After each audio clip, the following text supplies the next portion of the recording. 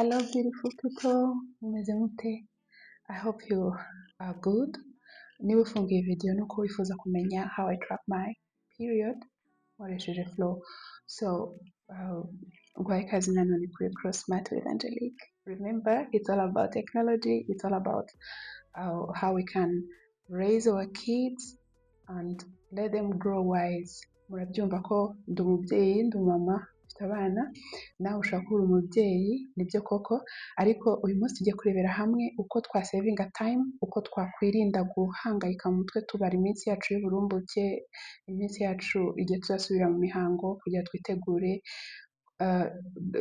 turebere hamwe ni gute twabikora dukoresheje technology. Uyu munsi rero tugiye kwiga app yitwa Flow. Ukurikire neza ni step by step na recordinze screen ndaza kwereka ukuntu bigenda. Niba ufite smartphone birakorohera, ni ukuvuga ngo igikoresho cyonyine ukeneye ni smartphone, ariko nanone ukaba uri kuri internet, sibyo? Ntabwo birumvikana ko ntabwo wabikoresha udafite internet, right?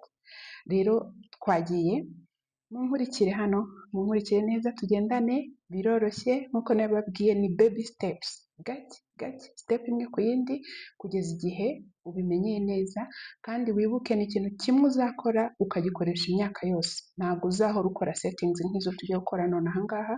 Urinstalingamo iyo app, hanyuma numara kuyinstallinga izajya ihora ikora ikwereka notification, umenye ngo ejo nzajya mu mihango, umenye ngo ndi mu minsi y'uburumbuke, in case ushaka gusama cyangwa utabishaka, umenye mejo ziri bufate, okay? So, thank you for following. Muze dukomeze. Twihuse, murabona ko iyi ni screen yanjye, ngiye kuri Play Store, nanditsemo Flow.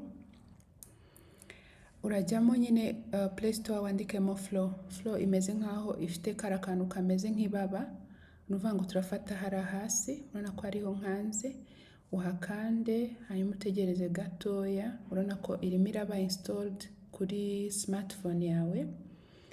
Mbibutse mugomba kuba mufite internet kugira ngo mubashe kuba mwayikoresha. Urabona ko irimo iragenda iza kuri telefone, iri kugenda imanuka ikora akantu k'agasako.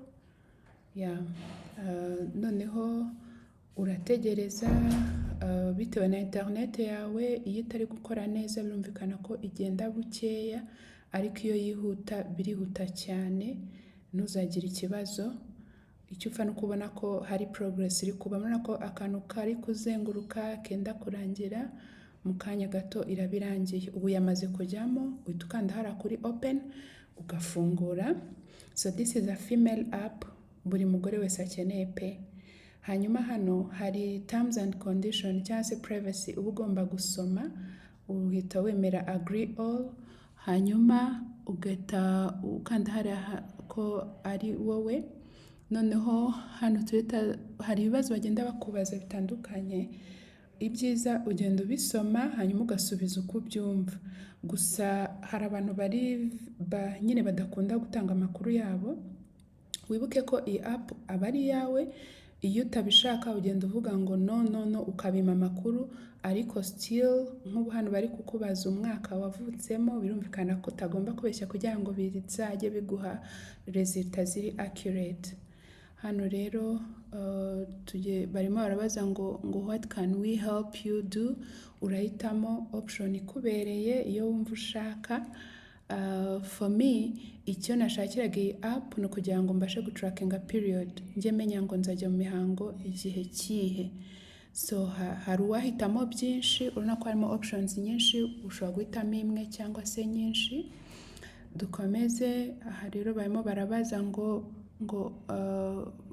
okay, hano bari kukwereka ko hari abantu benshi bayikoresha. Can you tell us more about your goals? Hano ushobora kubaha goals zawe ufite, cyangwa se wabona utabishaka ukaba waskipinga, bagenda baguha option yuko waba open cyangwa wabishaka ntube open, ni uburenganzira bwawe. So izi nizo ngiye mbashije guhitamo. Urabona ko kuri screen yawe biragaragara neza. Then tuhita dukanda kuri next, sibyo? Nidukanda kuri next, hano naho bari kubwira ko nyine idakora tracking gusa idakora tracking ya period gusa, ahubwo hari n'ibindi ikora, muri kubibonamo hano. So hariya uhitamo nawe uko ubyumva bitewe n'ibyo ushaka ko bazajya bakubwiraho. Hari igihe waba ushaka kugira ubumenyi mu gukora sex cyangwa n'ibindi, uhitamo. Urabona ko hari options nyinshi, uhitamo izo ushaka. Hano nako mpisemo 3, nawe wazahitamo bitewe n'uko ubishaka.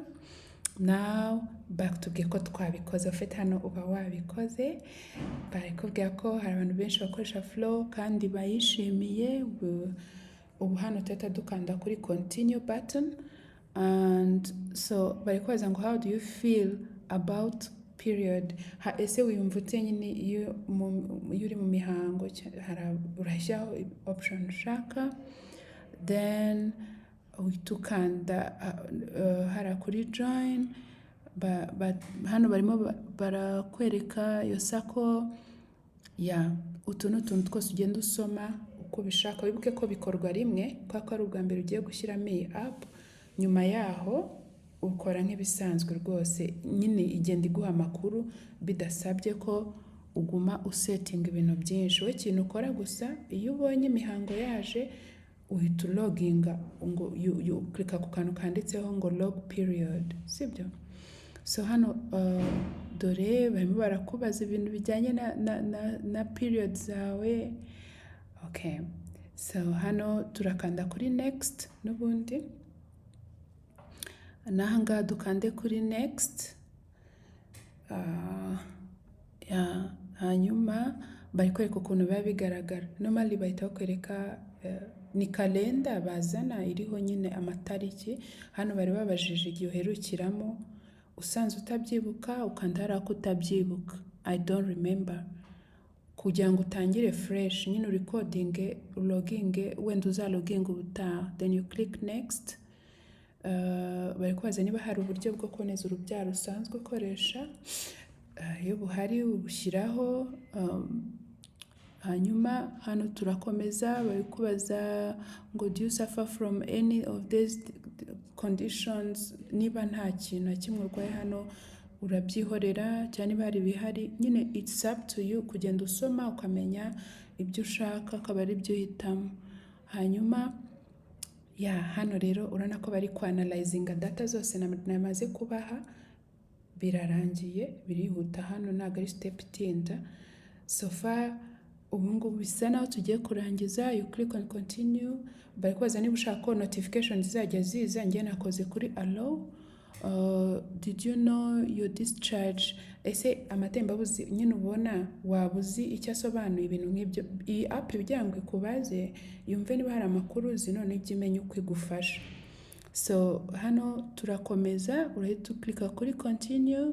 Bari kubaza nyine niba hari uburyo wiyumvamo. Ese wumva ubyimbiwe mu nda? Ese hari ikindi kimenyetso uri kwiyumvamo kidasanzwe, kugira ngo predicting bamere nk'aho bari kugesinga amatariki yawe nyine y'ukwezi gutaha. So hanyuma hano bari kubwira ngo always be ready for what's coming. Ubwo niko bari kumbwira bitewe na data nabahaye. Hano uraklika kuri continue. Hanyuma naho urahitamo option imwe ijyanye n'uko ubyumva kuri iki kibazo bakubajije. Sofa njyewe nahisemo biriya, nawe wahitamo bitewe n'uko ubishaka. Hano urakanda kuri continue. Bari kubaza niba imihango yawe ijya impacting ibitotsi byawe, nyine niba ukubuza gusinzira cyangwa se ugasinzira cyane, ibintu nk'ibyo. Hano rwose ugenda ubaze, ni nk'uko waba wagiye kwa muganga, umuganga akagenda kubaza ibibazo kugira ngo amenye ukuntu akuvura, amenye treatment aguha. You understand? Rero nawe hano uragenda uhitamo bitewe n'uko ubyumva. And then ahangaha barakubaza ku bijyanye n'imbaraga n'uburyo uba wiyumvamo nyine iyo uri mu mihango. Ese imihango yawe yaba nyine impacting activity n'imbaraga zawe nyine. You choose uko wiyumva. Hanyuma does your cycle impact your diet? hari abantu wenda hari ibyo batarya mu gihe bari mu mihango, urahitamo does your circle impact any aspect of your mental health. Hari abantu bajya mu mihango ugasanga nyine umva swing mood yegenda ihinduka. So hano turakanda next. Okay, turasa naho birangiye. Hari n'ikindi kibazo yo kubaza ngo do you want to change anything about your sex life. Naho nibona hari bihari ushobora guhitamo ngo tell us about your sex life in the past 24 hours. Nk'ubu bintu hari abantu batinya kubivuga ngo ni tabu, ubaye ntacyo ushaka nyine urabona ko hari yankritse ko ntabyo, then ugakomeza ugakanda continue.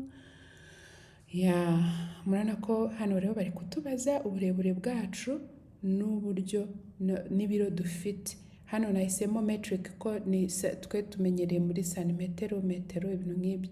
Ubwo rero hano misemo metero imwe na santimetero 68. Hano ubundi ku biro, ibiro byakabaye biri normal ni ibiro 68 nibura. Ariko hano misemo yego ndahitamo ibiro 68. Ugenda umanura cyangwa uzamura niko gakora kano kantu, then you click next. Ubwo nawe wahitamo uburebure bwawe n'ibiro byawe ufite.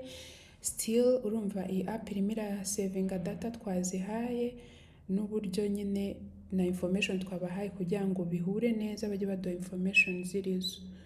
Nubeshya bazaguha ibintu bidahuye, nushyiramo ibi by'ukuri bizagufasha kugira ngo information uzajya ubona bizajya biba biri right. So aka kantu kameze nk'igikumwe, ukandamo ukagumishamo, nagumishijemo iri kugenda yuzura pa. Ubu turasoje, ni ukuvuga ngo ubu app yabaye installed, byarangiye. Ni uku nguku flow ikora. Mwakoze gukurikira. Ubu ngubu buri kwezi izana kalenda ikajya ikwereka ati wenda buri kwezi ni ibintu. Ariko hano hari akantu flow igira ka flow assistant. Nyine abantu bikundira AI nyine nuko bigenda, ushobora kuyigisha inama, nyine igenda ikubaza ibibazo nawe ugasubiza, ikakubaza ugasubiza, ikakugira inama gutyo.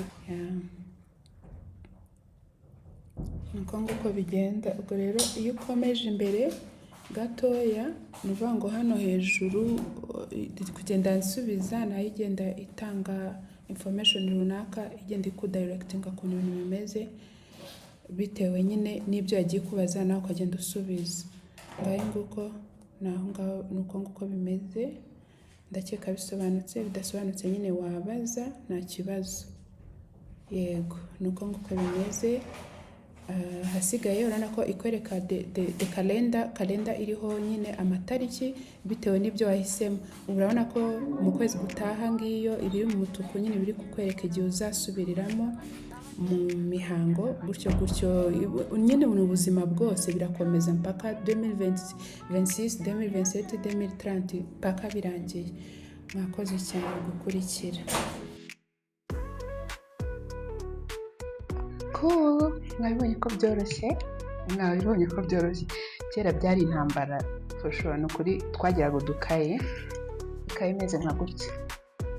Mwikwibona twagiraga amakaye ya Nkunda Amahoro imeze uko nguko. Noneho ikintu wakoraga waragendaga ugatangira ukandikamo ngo itariki wagiye mu mihango, niba ujya umaramo iminsi 5 cyangwa 6 cyangwa 7 cyangwa ingahe, ugatangira kubara ukandika. Ibaze kwandika nkaho uri kwandika kalenda yose, noneho ukagezaho ku bari civilize yashobora kuba afite kalenda nyine calendrier isanzwe, ugasanga za kalenda zitumanika mu nzu. Umuntu yarazimaze zishwaramburaho acaho uturongo ati tukwezi gutaha ubu nzajya mu mihango kuri tariki.